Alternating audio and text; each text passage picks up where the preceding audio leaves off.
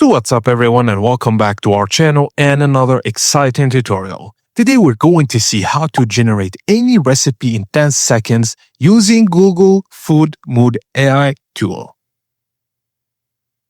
If you're sick of eating the exact same meals every single week, what if you could instantly invent a brand new recipe that fuses your two favorite cuisines together? Let's see how Google Food Mood acts as your personal AI sous chef. We are going to generate a custom meal in under 2 minutes. Let's get right into it. So the first step is to open your browser. Search for Google Food Mood or find it tucked away in the Labs section of Google Arts and Culture. Once you're in, you'll see a super minimalist dashboard.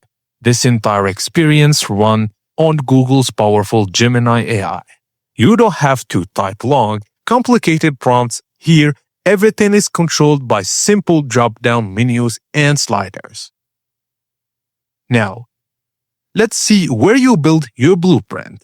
So first, select the type of dish you want: a starter, soup, main course, or dessert. Next, set your serving size. Now for the crazy part, you pick two completely different countries to mash up. Let's combine, for example, Japanese and Mexican food. If you click the edit icon, you can even add strict dietary filters like vegan or gluten-free and force the AI to use those random 3 ingredients sitting in the back of your fridge. Once your variables are logged in, hit Let's Cook. In seconds, the AI analyzes the flavor profiles of both cultures and spits out a completely original fusion recipe.